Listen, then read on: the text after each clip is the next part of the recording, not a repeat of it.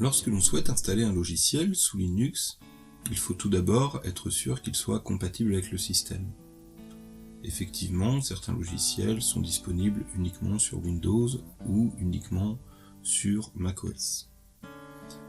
Il y a un site qui s'appelle alternative2.net, que nous voyons ici, qui permet de taper le nom d'un logiciel. Par exemple, ici je vais essayer Paint, afin de voir les alternatives existantes. Lorsque des alternatives sont affichées, nous pouvons voir que s'il est indiqué Free Open Source, alors il s'agit bien d'un logiciel libre. Il faut se méfier, s'il y a marqué Freemium ou Free propriétaire, on ne sait pas exactement ce qu'il y a dans le code. Comme on dit souvent, quand c'est gratuit, c'est toi le produit, on évite ce genre de logiciel. Pour installer un logiciel, il y a sur l'ordinateur généralement installé une Logitech. Cette Logitech nous permet soit de faire une recherche, soit de naviguer en fonction de différentes catégories, ou on a même des choix qui sont présentés par la rédaction. Pour installer un logiciel, tout simplement, on va cliquer sur le bouton Installer. Là, un mot de passe nous est demandé.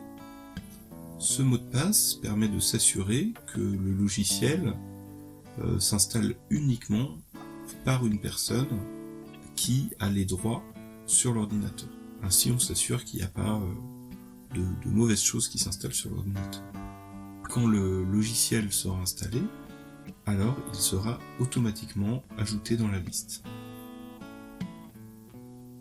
Dans cette liste de logiciels, nous pouvons voir qu'il y a une classification par catégorie, Internet, accessoires, bureautique, et là en l'occurrence il s'agit d'un logiciel de dessin, il sera ajouté directement dans graphisme. De plus, il suffit de se mettre sur le logiciel pour qu'il affiche une petite description. Et de la même manière qu'on a installé un logiciel pour en désinstaller un, c'est pareil, on ira sur le logiciel installé dans la Logitech et on cliquera sur désinstaller plutôt qu'installer. Voyons à présent comment faire la même chose avec un terminal. Un terminal, c'est cet écran noir qui peut avoir certains avantages, mais dont on peut aussi très bien se passer. Pour installer un logiciel, nous tapons sudo qui va signifier super utilisateur do. Donc c'est quelqu'un qui a tous les droits d'administration, comme le mot de passe tout à l'heure qui a été demandé. apt-get, donc apt c'est le logiciel, get c'est va chercher. Install et le nom du logiciel. Lorsque l'on commence à écrire le nom d'un logiciel, en appuyant sur la touche tabulation, il autocomplète, ce qui nous permet de s'assurer effectivement que cela s'écrit bien comme ça. On appuie sur Entrée, et là, un mot de passe nous sera demandé.